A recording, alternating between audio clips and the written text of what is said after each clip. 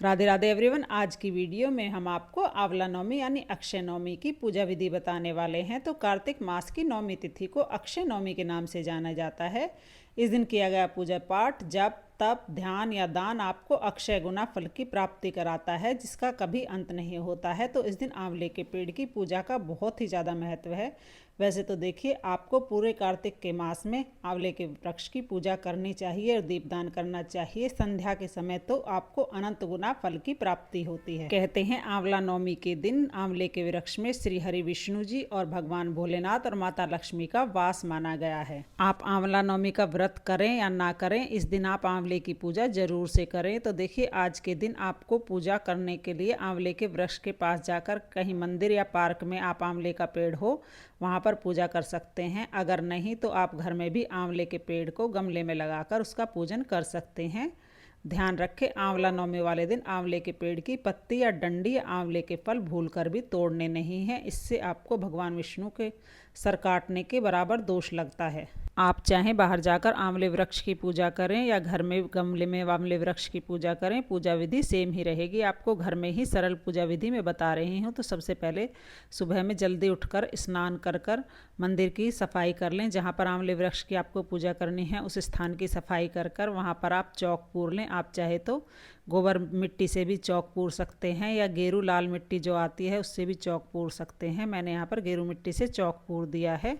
चौक पूरने के बाद उसके ऊपर हम स्वास्तिक बनाएंगे। उसके ऊपर हम आंवले वृक्ष का गमला रखेंगे। गमले को भी हम अच्छी तरह से, देखिए, हल्दी से आप चाहें तो लेप सकते हैं या गेरू मिट्टी से भी लेप सकते हैं।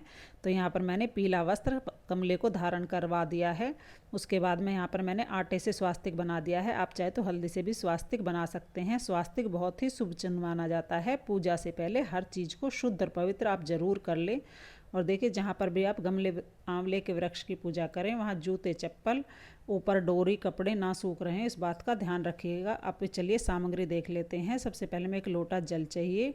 भोग के लिए कोई भी फल आप ले सकते हैं। चंदन चाहिए, रोली चाहिए, टीका करने के लिए मोली के रूप में वस्त्र चाहिए। उसके साथ ही कच्चा दूध हमें लेना है। आंवले ज़रूर हमें लेने हैं, चाहे हम आंवले की पूजा करें या ना करें, आंवले का हमें ज़रूर भोग लगाना है।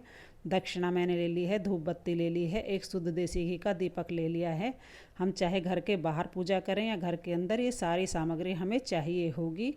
तो यहाँ पर भगवान विष्णु के लिए मैंने पीले फूल ले लिए हैं, माता लक्ष्मी के लिए गुलाब का फूल और सफ़ेद फूल मैंने श्री हरि भगवान नारायण भोलेनाथ के लिए। अगर आपके पास हो तो इस दिन माता लक्ष्मी को आप पान का भोग जरूर लगाएं। इसके बाद स्वास्तिक के ऊपर हम देसी घी का दिया रखकर जला देंगे। आंवले के वृक्ष के पूजन में घी का दिया ही जलाया जाता है। घी के अभाव में आप तिल के तेल का इस्तेमाल कर सकते हैं। उसके बाद जब भी आप दीपक जलाएं तो सबसे पहले आप दीपक को आसन जरूर दें। तो मैं यहाँ पर तिल से दीपक को आसन दे दूँगी। आप चाहें तो फूल से भी आसन दे सकते हैं। तो जब भी हम किसी देव वृक्ष का पूजन करते हैं तो सबसे पहले जल सींचते हैं। तो जल मैंने ले लिया है, तो हमने जल सींच दिया है। उसके बाद हम थोड़ा सा कच्चा दूध चढ़ाएंगे। आप चाहें तो जल में भी कच्चा दूध चढ़ा सकते हैं, लेकिन मेरा तांबे का लोटा है तो मैंने अलग से दूध चढ़ा दिया है। उसके बाद दोबारा से हम जल चढ़ाएंगे। इस तरह से हम पहले जल, फिर दूध, फिर जल, 3 बार हम चढ़ा देंगे। इस बार 2025 में 31 अक्टूबर के दिन आंवला नवमी का व्रत किया जाएगा, पूजा की जाएगी। तो आप ध्यान रखिएगा, दिन है इस दिन शुक्रवार का, बहुत ही विशेष दिन होता है, माता लक्ष्मी का दिन होता है। आंवले के वृक्ष के नीचे आप विष्णु भगवान, माता लक्ष्मी की फोटो रखकर भी पूजा कर सकते हैं। आंवला नवमी के दिन 8 या 108 की संख्या का विशेष महत्व होता है। तो मैंने यहाँ पर सबसे पहले हल्दी से विष्णु भगवान को 8 टीके लगा दिए हैं। उसके बाद चंदन से भगवान भोलेनाथ को मैं टीके लगा दूंगी और उसके बाद रोली से माता लक्ष्मी को मैं तिलक कर दूंगी। इस तरह तीनों देवताओं का पूजन मैं गमले में कर लूंगी। आप अगर बड़े आंवले वृक्ष का पूजन कर रहे हैं तो उस पर 108 बिंदियाँ जरूर लगाएं। तो यहाँ पर आपको दिखाई नहीं देगी, मैंने 8 बिंदी तीनों चीज़ों की लगा दी हैं। उसके बाद मैं तिल समर्पित कर दूंगी। और देखिए, इसके बाद हम वस्त्र रूपी कलावा चढ़ा देंगे। आप अगर चाहें तो पीले रंग का वस्त्र कोई ले सकते हैं, कोई ब्लाउज पीस, कोई गमछा आप इस आंवले वृक्ष को पहना सकते हैं। मैंने पहले ही पीला वस्त्र आंवले के वृक्ष को पहना दिया है। उसके बाद मैं कलावा समर्पित कर दूंगी। बाद में हमें ब्राह्मण को वस्त्र दान कर देंगे। इसके बाद जो फूल आपके पास हो, माला हो, तो आप अर्पित कर दें। देखिए, भगवान विष्णु लक्ष्मी जी का ध्यान करते हुए ओम नमो भगवते वासुदेवाय नमः का जाप करते हुए आपको ये पूजा करनी है। अगर आपको कोई मंत्र नहीं आता आता है। तो आप धात्रे नमः आंवले के नवमी के दिन धात्रे नमः इस मंत्र का बहुत ही ज़्यादा जाप किया जाता है। यह बहुत ही महत्वपूर्ण और फलदायी व्रत होता है। तो आप इस दिन अगर आपको कोई मंत्र नहीं आता है, कोई पूजा नहीं आती है, तो आप धात्रे नमः इस तरह कहकर प्रसाद या फूल जो भी वस्तु है आपको समर्पित कर सकते हैं। इसके बाद मैं आंवला समर्पित कर दूंगी। तो जब भी आप सुबह स्नान करें तो नहाने के पानी में आप आंवले का रस डाल लें। आंवले का रस ना मिले तो आप आंवला भी डाल सकते हैं। आंवले के जल से स्नान करना, आंवले का दान करना, आंवले का सेवन करना और आंवले का ही दीपदान करना आज के दिन बहुत ही शुभ फलदायी होता है। तो आप आंवले वृक्ष का पूजन कर रहे हैं तब भी आपको 8 की संख्या में या 9 की संख्या में आंवले ज़रूर चढ़ाने हैं। तो इस तरह से हम आंवला रख लेंगे और जब हम परिक्रमा करेंगे तो एक एक परिक्रमा करते जाएंगे और आंवला चढ़ाते जाएंगे। भोग के रूप में आप कोई ऋतुफल भी समर्पित कर सकते हैं। उस दिन आप चाहें तो 108 या 8 परिक्रमा आप अवश्य करें।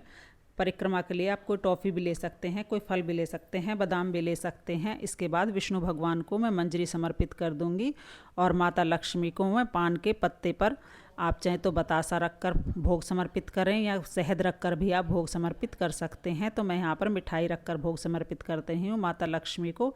इस तरह मैं तीनों देवताओं को भोग समर्पित कर दूंगी। तो यहाँ पर मैंने आंवले परिक्रमा के लिए हैं और मिठाई का मैंने भोग लगाया है। आप चाहें तो खील बतासों का भोग भी लगा सकते हैं या जो भी आपने घर में शुद्ध सात्विक बनाया है उसका भी आप भोग लगा सकते हैं।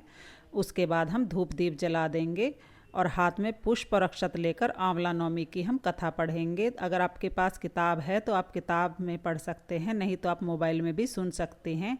आज के दिन आंवले के वृक्ष के नीचे बैठकर भोजन बनाना, भोजन खाना बहुत ही शुभ माना जाता है। अगर आप ब्राह्मण भोज करा सकते हैं आंवले के नीचे तो इससे अच्छी तो कोई बात ही नहीं सकती, क्योंकि ऐसा करना भगवान विष्णु को भोजन कराने के बराबर माना गया है। आंवले के वृक्ष के नीचे भोजन पकाना तो आज के इस टाइम में पॉसिबल नहीं है। आप आंवले के वृक्ष के नीचे बैठकर भोग लगाएं, घर से भोजन बना कर ले जाएं, उसके बाद ब्राह्मण भोज कराएं। खुद भी अपने परिवार सहित वहीं कुछ ना कुछ प्रसाद जरूर ग्रहण करें। कथा सुनने के बाद जो हमने फूल हाथ में लिए हैं और तिल लिए हैं वो हम भगवान विष्णु के चरणों में समर्पित कर देंगे। ऐसा करने से लक्ष्मी नारायण की असीम कृपा हमें प्राप्त होती है। आप चाहें तो आंवले के वृक्ष के नीचे कनकधारा स्तोत्र या श्री सूक्तम का पाठ कर सकते हैं या और भी कोई आपके पास बुक हो तो वो भी आप पढ़ सकते हैं। इसके बाद देखिए हम यहाँ पर परिक्रमा कर रहे हैं तो हमने एक आंवला ले लिया है हाथ में और कच्चा सूत ले लिया है। परिक्रमा के लिए आप चाहें तो कलावा भी ले सकते हैं और ओम नमो भगवते वासुदेवाय इस मंत्र से बोलते जाइए और परिक्रमा करते जाइए। जो भी चीज़ आप परिक्रमा में यूज़ कर रहे हैं सामग्री वो चढ़ाते जाएंगे। अगर आप आंवले से परिक्रमा कर रहे हैं तो जितनी आपको परिक्रमा करनी है उतने ही आंवले आप पहने गिनकर रख लें। इससे परिक्रमा के टाइम पर आपको भूल चूक नहीं होगी।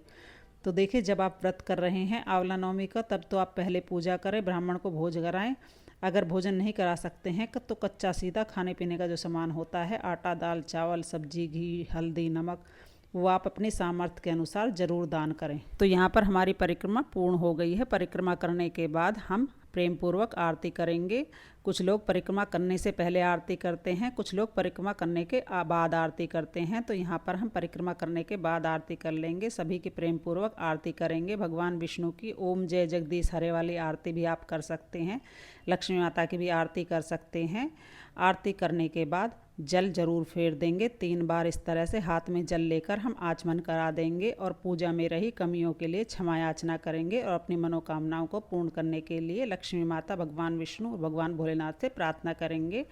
देखिए अगर आप पेड़ की पूजा कर रहे हैं वृक्ष की तो आप उनसे गले जरूर मिले और अपनी झोले फैलाकर भगवान से आशीर्वाद मांगे कि हमारे घर में सुख सौभाग्य में वृद्धि हो, सभी की उन्नति और तरक्की हो। लक्ष्मी नारायण भगवान सदैव हम पर कृपा बना रखें। फ्रेंड्स, आंवले वृक्ष की पूजा यानी साक्षात आप लक्ष्मी भगवान नारायण का पूजन कर रहे हैं। आंवला नवमी के दिन संध्या के समय आपको आंवला दीपदान जरूर करना है।